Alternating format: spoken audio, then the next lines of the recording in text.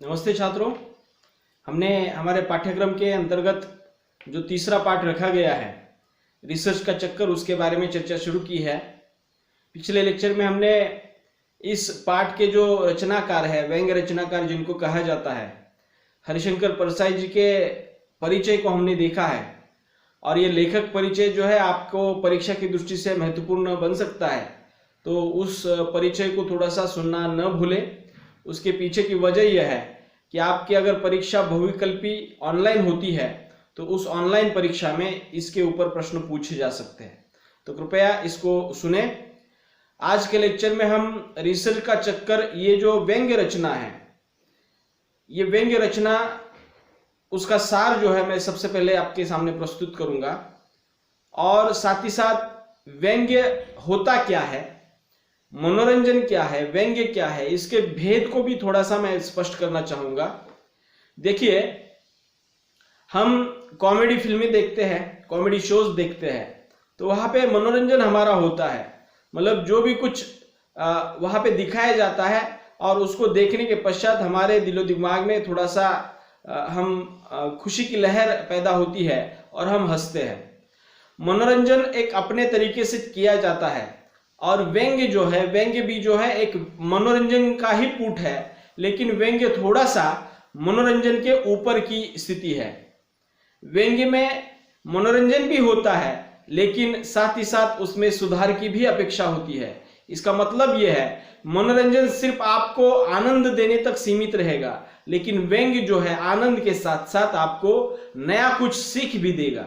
मतलब उदाहरण के तौर पर मैं आपको बताना चाहता हूं कि अगर आपने मराठी की एक फिल्म है जाऊ तिथं खाऊ, ये फिल्म अगर देखी होगी तो वहां पे आपको समझ में आया होगा कि उस जाऊ तिथं खाऊ इस फिल्म में एक डायलॉग है, विहीर चोरीला गेली। अर्थात ये जो कुछ बावड़ी से संबंधित या उस विहीर से संबंधित जो भी कुछ बातें हैं, हमें पता है कि ये विहीर जो है वो चोरी नहीं हो सकती, तो उसका मतलब क्या हो गया। तो ये सभी बातें व्यंग्य के माध्यम से उस फिल्म में जो है वहां पे दिखाई गई है, और हम बाद में जान लेते हैं कि किस प्रकार उसकी चोरी हुई है। अर्थात भ्रष्टाचार ने किस प्रकार वहां पे कहर ढाया है, और उस वजह से सरकार की ओर से जो भी योजनाएं आती है वो सामान्य किसान तक पहुंच नहीं पाती, और किस तरह से वहां पे भ्रष्टाचार हो रहा है। लगभग यही बातें उस फिल्म में बताई गई है। वो फिल्म जो है प्रस्तुत करने का ढंग उसमें कॉमेडी का है, व्यंग्य का है, लेकिन अंत तक आते आते उस फिल्म से हमें वही सीख मिलती है कि भ्रष्टाचार के कारण क्या क्या गलतियां हो रही है, क्या क्या समाज का नुकसान हो रहा है। ये सभी बातें वहां पे हम देख सकते हैं। अर्थात मनोरंजन, आप चला हवाई उद्या प्रोग्राम देखते होंगे, तो वहां पे वो प्रोग्राम थोड़ा सा मनोरंजन के आधार पर या मनोरंजन के उद्देश्य से वहां पे प्रस्तुत होता है, और उसमें ज्यादातर जो है मनोरंजन करना यही एकमात्र उद्देश्य वहां पे है। लेकिन व्यंग्य रचनाओं में मनोरंजन भी करना है, और मनोरंजन के साथ साथ संबंधित जो भी पढ़ने वाले हैं, देखने वाले हैं, उनके दिमाग में वो बातें डालनी है जो सही क्या है, गलत क्या है, उसकी पहचान वो कर पाए। तो व्यंग्य रचना के अंतर्गत हरिशंकर परसाई जी ने लगभग यही बातें की है कि समाज में जहां पर भी कुछ गलत हो रहा था, समाज में जहां पर भी किसी के ऊपर अन्याय हो रहा था, किसी के ऊपर अत्याचार हो रहा था, उसके ऊपर बेबाकी से उन्होंने अपनी बात रखी, और समाज में वो जो गलत चल रहा था उसको बदलने की, उसमें परिवर्तन लाने की जो है क्षमता जो है इन व्यंग्य रचनाओं में उनके लेखन से हमें प्राप्त होती है। अर्थात हरिशंकर परसाई हिंदी साहित्य के एक महत्वपूर्ण व्यंग्यकार है। उनको व्यंग्य साहित्य के विधा में उनको परमोच्च या सर्वोच्च स्थान दिया जाता है, क्योंकि उनके द्वारा लिखी गई जितनी भी रचनाएं हैं और उन रचनाओं में प्रस्तुत व्यंग्य का जो पुट है वो अत्यंत विलक्षण है। अर्थात पढ़ने वाला पाठक जो है जब भी रचना को शुरू करता है पढ़ने के लिए, अंत तक उसको छोड़ता नहीं है। मतलब इतनी सहजता, सरलता और नैसर्गिकता जो है उनके लेखन में वहां पे दिखाई देती है। उनके द्वारा लिखी गई बातें जो है सामान्य जन के तुरंत ध्यान में आती है, और वहां पे ज्यादा शब्द छल न करते हुए सामान्य सपाट बयानी के तौर पर वो व्यंग्य का पुट जो है वहां पे अपनी रचनाओं में प्रस्तुत करते हुए दिखाई देते हैं। तो मुझे लगता है कि ये महान लेखक हरिशंकर परसाई, उनके द्वारा लिखी गई एक रचना है रिसर्च का चक्कर जो हमारे पाठ्यक्रम में लगाई गई है, इस रिसर्च का चक्कर इस रचना में क्या कहा है, इसको तो हम विस्तार से देखने वाले हैं। फिर भी थोड़ा सा जब हम पढ़ने वाले हैं तो उस दौरान हमें इस रचना में आखिर है क्या, ये बातें थोड़ी सी हमारे दिमाग में रहे, इसलिए थोड़ा सा उसका संक्षेप में सार सबसे पहले आपके सामने रखूंगा। बाद में हम इस रचना को विस्तार से देखने वाले हैं। देखिए, रिसर्च का चक्कर, सबसे पहले मैं शीर्षक की बात करता हूं कि इस रचना को जो दिया गया रिसर्च का चक्कर नामक जो शब्द नाम है, उसके बारे में थोड़ा सा बता देता हूं। रिसर्च मतलब आप जानते होंगे अनुसंधान करना, शोध करना, या जो भी कुछ उच्च शिक्षा के स्तर पर आप जानते होंगे। अब अभी आप बीए भाग 1 में हैं, लेकिन आप बीए भाग 2, 3 जैसे ही ग्रेजुएशन होगा आपका पूरा, उसके बाद आप एमए कर लेते हो, और एमए के बाद की जो पढ़ाई होती है लगभग रिसर्च के दौर में चली जाती है। और ये रिसर्च जो है एमफिल के स्तर पर होता है, पीएचडी के स्तर पर होता है। आज ज्यादातर लोग जो है पीएचडी कर रहे हैं, तो पीएचडी के दौरान ये जो रिसर्च किया जाता है, इसके ऊपर ये रचना जो है लिखी गई है। आप रिसर्च से समझ लीजिएगा कि रिसर्च माने अनुसंधान, शोध कार्य। और ये कब किया जाता है? जब आपकी पढ़ाई जो है पोस्ट ग्रेजुएशन की पूरी हो जाती है, एमए तक आपकी पढ़ाई हुई है, और उसके बाद आप रिसर्च के फील्ड में जा सकते हो। तो देखिए, रिसर्च मतलब आपके समझ में आया होगा कि रिसर्च का चक्कर माने ये झमेला क्या है, रिसर्च का मामला क्या है, मसला क्या है, अर्थात रिसर्च कैसे किया जाता है, रिसर्च करते समय क्या क्या होता है, और रिसर्च के उस क्षेत्र में क्या क्या चलता है, किस तरह के लोग वहां पे काम करते हैं। तो ये सभी रिसर्च का चक्कर इस शीर्षक के माध्यम से हरिशंकर परसाई जो है यहाँ पे अपनी व्यंग्य रचना में प्रस्तुत करने की कोशिश कर रहे हैं। तो समझ में आया होगा कि ये रचना जो है उच्च शिक्षा के स्तर पर चलने वाले अनुसंधान कार्य के ऊपर लिखी गई है, और विशेषता ये अनुसंधान का कार्य जो है पहले विश्वविद्यालयों में चलता था, लेकिन आज नई शिक्षा के तौर पर, नई शिक्षा नीति के तौर पर आज ये महाविद्यालयीन स्तर पर भी यहाँ पे चल रहा है। हाँ, यहाँ पे लिखी हुई जो बातें हैं या कथानक जो है, ये विशेषता विश्वविद्यालय यूनिवर्सिटी के तौर पर का है। तो वहां पे कैसा माहौल है, वहां पे प्रोफेसर जो है, जो शोध निर्देशक होते हैं, शोध कार्य करने वाला शोध छात्र होता है, तो इनके बीच क्या वातावरण है, ये किस तरह से माहौल में वो शोध कार्य करते हैं। तो लगभग यही बातें जो है इस रचना में हमें पढ़नी है। तो इतना समझ लीजिएगा कि इस रचना में लिखा गया जो भी कुछ वातावरण है, माहौल जो है, ये यूनिवर्सिटी का है, विश्वविद्यालय का है। और इस रिसर्च के फील्ड में आने वाले जो छात्र होते हैं, वो ज्यादातर छात्र पोस्ट ग्रेजुएशन किए हुए होते हैं, अर्थात विश्वविद्यालय में पढ़ रहे होते हैं, और विश्वविद्यालय के पढ़ाई के पश्चात ये रिसर्च का जो काम जो है शुरू होता है। तो ये बातें जो है इस रिसर्च के चक्कर में वहां पे इस रचना में आती हुई हमें दिखाई देगी। मैं सार आपके सामने रख रहा हूं। देखिए, रिसर्च का चक्कर, इस रचना में क्या लिखा गया है हरिशंकर परसाई जी ने।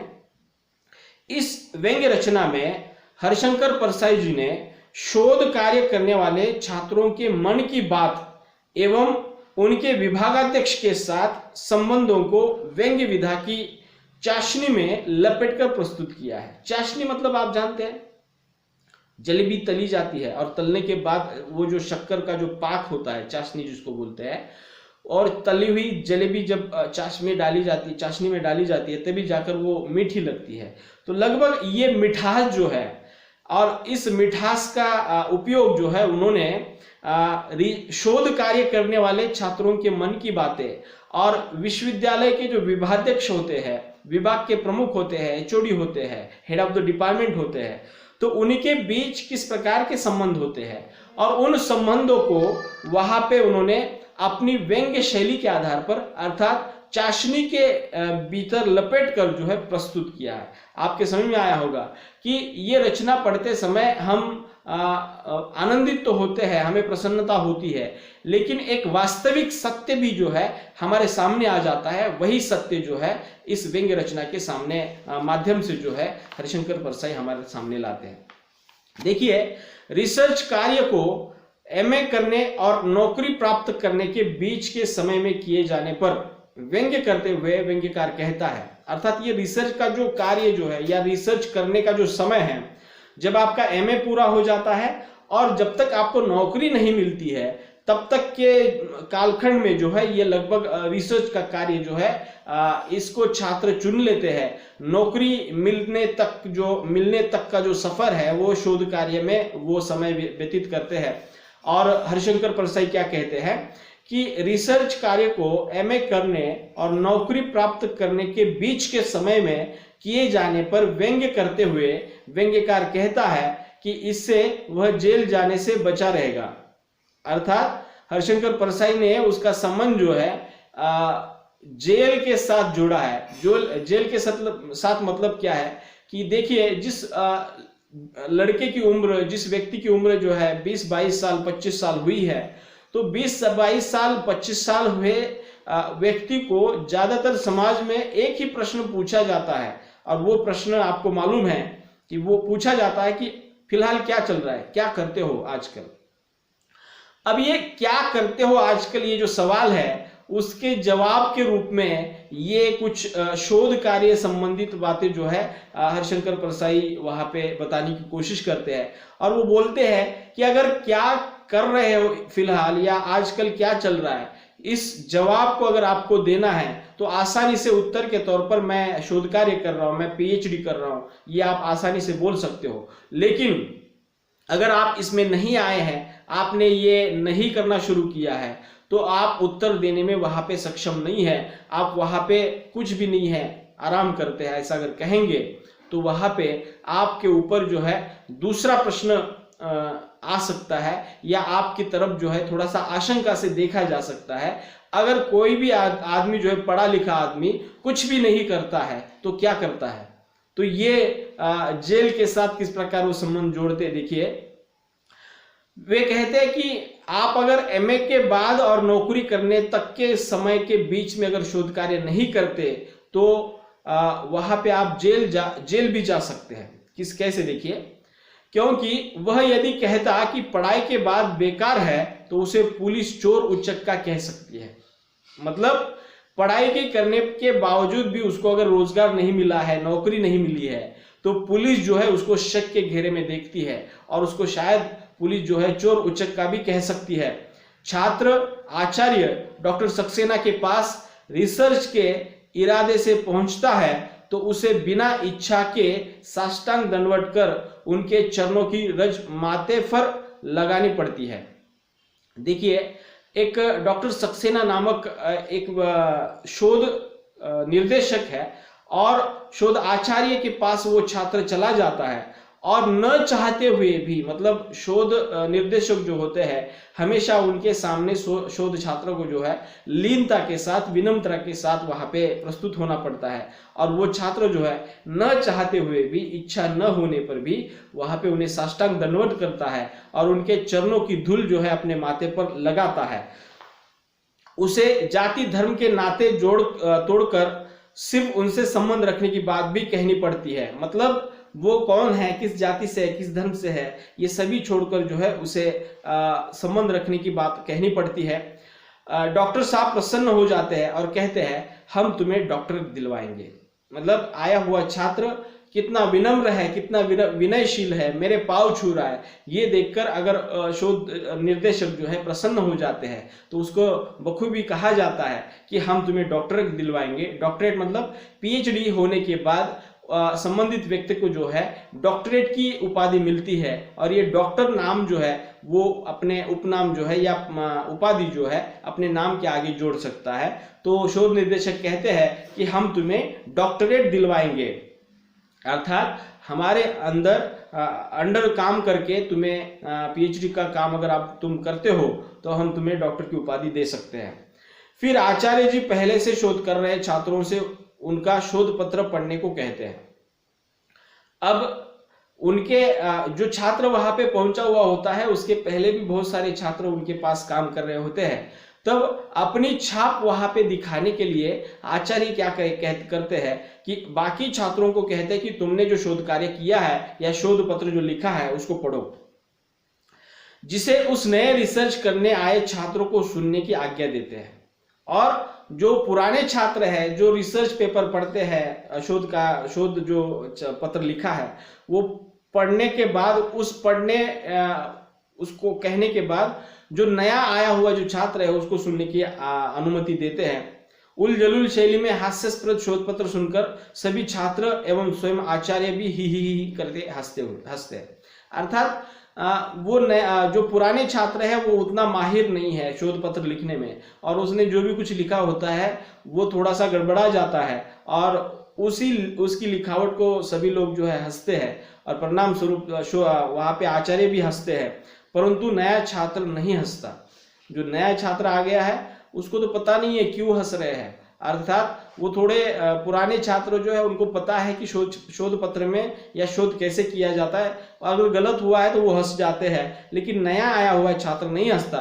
वह एक हास्यास्पद वाक्य में से एक गूढ़ बात गंभीरता से अवगत करता है, मतलब उसमें से वो समझ लेता है कि ये क्यों लोग हंस रहे हैं, ये गूढ़ता जो है, ये बात जो है उसमें से ग्रहण कर लेता है। आचार्य जी बोल उठते हैं, वह इसे कहते हैं शोध प्रतिभा। मतलब वो छात्र जो है हंसने की बजाय अपनी एक उस शोध पत्र के बारे में की एक प्रतिक्रिया वहां पे देता है, और रिसर्च के जो आचार्य है वो उस छात्र को जो है शाबाशी देते हैं और कहते हैं इसे कहते हैं शोध प्रतिभा। अंत में एक दिन आचार्य जी स्वयं डीन पद पर नियुक्त होने के लिए रिसर्च छात्र से प्रतिद्वंदी डीन के घर में गांजा भरी थैली फेंकने को कहते हैं।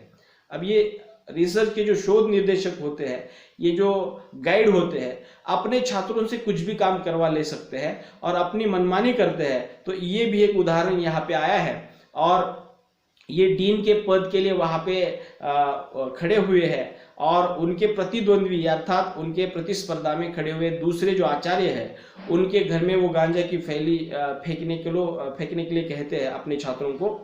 तो वह छात्र थैली उन्हीं के घर में फेंक कर भागता है। जो नया गया हुआ जो छात्र होता है वो थैली उनके मतलब प्रतिद्वंदी या प्रतिस्पर्धी आचार्य के घर में फेंकने के बजाय जिन्होंने बताया फेंकने के लिए उनके ही घर में छोड़कर वहां से भागता है, और रिसर्च से तोबा ही कर लेता है। मतलब वो छात्र जो है रिसर्च से तोबा कर लेता है, मतलब उसके दिमाग से वो रिसर्च वाला जो मुद्दा है या रिसर्च वाला जो विषय है वो बाहर फेंक देता है। तो ये बहुत सारी प्रसंग जो है इस रचना में हम पढ़ने वाले हैं, आपको बहुत मजा आ जाएगा। अर्थात एक एक बातें मैं थोड़ा सा आपको खोलकर उसके विश्लेषण को प्रस्तुत करूंगा, ताकि आपको ये पता चले कि उच्च शिक्षा के क्षेत्र में, रिसर्च के क्षेत्र में या अनुसंधान के क्षेत्र में किस किस्म के लोग जो है मौजूद है, और इसकी वजह से ये क्षेत्र बदनाम होता जा रहा है। और यही बात लगभग जो है हरिशंकर परसाई इस रचना के माध्यम से कहने की कोशिश कर रहे हैं। तो मिलते हैं अगले लेक्चर में इस कथानक के साथ, इस रचना की कथा वस्तु के साथ। तब तक के लिए रुकते हैं, धन्यवाद।